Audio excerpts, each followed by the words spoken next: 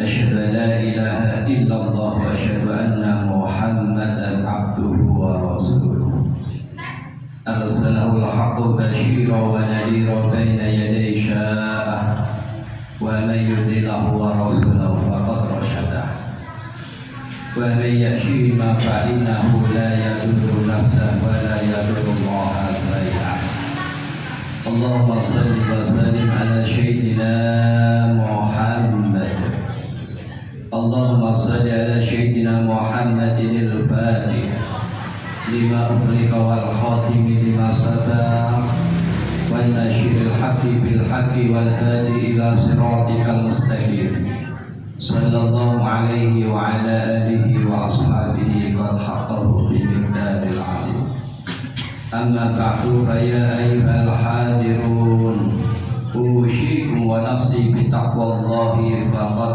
فاز المتقون وقال تعالى في القرآن العظيم أعوذ بالله من الشيطان الرجيم بسم الله الرحمن الرحيم يا أيها الذين آمنوا اتقوا الله ولتنظر نفس ما قدمت لغد واتقوا الله إن الله خبير بما تعملون الآية Masyarul hadirin jamaah sholat Jumat rahimakumullah.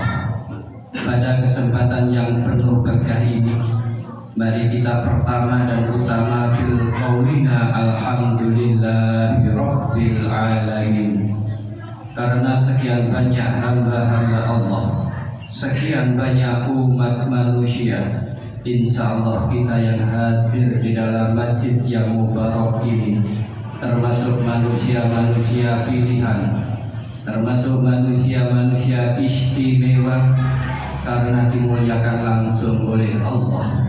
Inna akramakum indallahi atqakum. Sesungguhnya orang yang paling mulia di sisi Allah hanyalah orang-orang yang bertakwa. Mudah-mudahan para hadirin, predikat iman dan takwa yang sudah kita miliki ini dapat kita pertahankan, lebih-lebih dapat kita tingkatkan dalam situasi dan kondisi yang bagaimanapun juga, kapan saja dan di mana saja. Masyarul hadirin rahimakumullah. Kalau di dalam hidup dan kehidupan kita selalu memegang teguh prinsip iman dan takwa yang kuat, insya Allah hidup kita akan diatur oleh Allah. Hidup kita akan dilindungi oleh Allah, bahkan hidup kita akan dicukupi oleh Allah. Wa may yattaqillaha yaj'al lahu makhrajan wa yarzuqhu min haitsu la yahtasib. Barang siapa yang bertakwa kepada Allah dengan sesungguhnya, maka Allah akan memberikan jalan keluar dari bentuk kesulitan, dan Allah akan memberikan rezeki yang tak terduga-duga. Wa may yatawakkal 'alallahi fahuwa hasbuh. Dan barang siapa yang hidupnya dipasrahkan sepenuhnya kepada Allah, bertawakal kepada Allah, pasti Allah akan mencukupi segala kebutuhannya. Subhanallah. Masyarul hadirin rahimakumullah. Setiap umat manusia, setiap hari, setiap pekan, setiap bulan, bahkan setiap tahun selalu bertambah usianya, bertambah umurnya.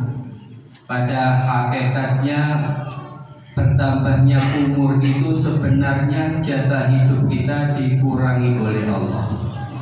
Secara matematika usia kita boleh bertambah, tetapi pada hakikatnya kesempatan hidup kita di dunia ini berkurang di hadapan Allah. Maka kalau kita semakin hari, semakin pekan, semakin bulan, bahkan semakin tahun bertambah umur, mari kita imbangi dengan bertambahnya amal kebaikan.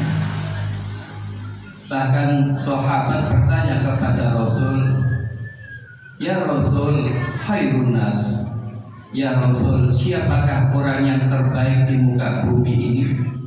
Rasulullah menjawab, "Khairun nas tawil umruhu wa hasuna amaluh." Sebaik-baik manusia di muka bumi adalah semakin bertambah umur, semakin bertambah amal kebaikannya. Maka kita dituntut oleh Allah supaya menjadi bekal untuk kehidupan akhirat sebanyak-banyaknya. Wabtaghi fima ataqallahu daral akhirah wa la tansa nasibaka minad dunya. Carilah olehmu bekal, carilah olehmu modal, carilah olehmu sangu untuk kehidupan akhirat sebanyak-banyaknya, dan jangan engkau melupakan tentang urusan dunia. Masyaallah hadirin rahimakumullah. Ada 3 amalan. Barang siapa mengerjakan 3 amalan ini, oleh Allah orang itu akan diberi keuntungan dan kebahagiaan, baik itu di dunia maupun di akhirat. 3 amalan itu kita rujuk pada Al-Quran surat Al-Jumu'ah ayat 10. Allah berfirman, A'udzu billahi minasyaitonir rajim. Bismillahirrahmanirrahim. Fa idza qudiyatis sholatu fantashiru fil ardi wabtaghu min fadlillah wadhkurullaha katsiran la'allakum tuflihun. La'allakum tuflihun artinya orang itu akan diberi keuntungan dan kebahagiaan, baik itu di idza qudiyatis sholatu, yakni melaksanakan sholat di awal waktu, melaksanakan sholat tepat waktu. Ini yang pertama bahaya. Barang siapa mengerjakan sholat di awal waktu, maka orang tersebut akan diberi keberkahan hidupnya oleh Allah, baik itu di dunia maupun di akhirat. Bahkan ada satu amalan yang paling dicintai oleh Allah. Ayyul amali ahabbu ilallah. Amal yang paling dicintai oleh Allah yang pertama as-salatu ala waqtiha, salat di awal waktu. Bahkan barometer amal kita diterima oleh Allah atau tidaknya juga tergantung kepada ibadah salatnya. Awwalu ma yuhasabu bil abdul yaumal qiyamah as-salat, fala sulka sa'iruhu amaluhu, fala fasadat sa'iruhu amaluhu. Pertama kali nanti yang dihisab pada hari akhir adalah ibadah sholat. Kalau sholatnya bagus, maka amalan yang lain pun akan dianggap bagus pula oleh Allah. Tetapi sebaliknya, kalau sholatnya rusak, maka amalan yang lain pun akan dianggap rusak pula oleh Allah. Menurut waktu, sholat yang bagus adalah sholat di awal waktu. Menurut waktu ada 2 waktu yang dikatakan sholat yang rusak, yakni waktu ikhtiar, waktu yang tertunda-tunda. Sudah tahu zuhur jam 12 kurang 1/4 misalnya, kita mendengarkan suara azan, tapi masih enak-enak bekerja, masih enak-enak istirahat, masih enak-enak kumpul dengan keluarga. Hatinya berbunyi, nanti dulu masih ada waktu. Kita lihat jam 1, hatinya masih berbunyi, nanti dulu masih ada waktu. Kita lihat jam 2 baru sholat duhur. Sholat duhur yang dikerjakan jam 2 ini adalah kategori waktu ikhtiar, waktu yang tertunda-tunda. Barang siapa mengerjakan sholat seperti ini, maka Allah akan mengurangi, bahkan mencabut keberkahan rezekinya yang ada di dunia. Menurut waktu lagi ada waktu sholat yang rusak, yakni waktu tahrim, waktu penghabisan. Satu contoh, asar jam 3 misalnya, tapi dikerjakan jam 5/4 atau 5:30. Ini kategori waktu yang rusak atau sholat yang rusak. Ara'aital ladzi yukadzibu bid-din fadzalikal ladzi yad'ul yatim wa la yahuddu 'ala ta'amil miskin fawailul lil musallin. Celakalah bagi orang-orang yang sholat. Sudah sholat tapi celaka. Kenapa? Karena dikerjakan pada waktu tahrim maupun waktu penghabisan. Ini para hadirin, amalan yang pertama supaya kita untung dan bahagia di dunia maupun di akhirat. Yang pertama, fa idza qudiyatis sholatu, mengerjakan sholat di awal waktu. Amalan yang kedua menurut ayat tadi dilanjutkan, fantashiru fil ardi wabtaghu min fadlillah, yakni bertebaran ke muka bumi untuk mencari karunia yang diridhoi oleh Allah, alias bekerja. Bekerja ini adalah tuntutan hidup para hadirin. Bahkan kita mencari rezeki itu adalah satu kewajiban.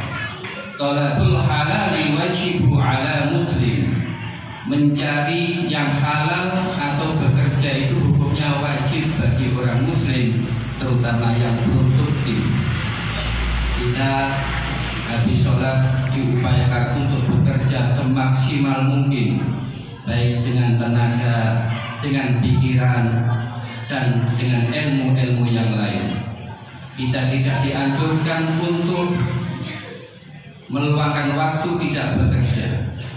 Bahkan barang siapa yang bekerja itu akan diberi pahala yang berlipat ganda.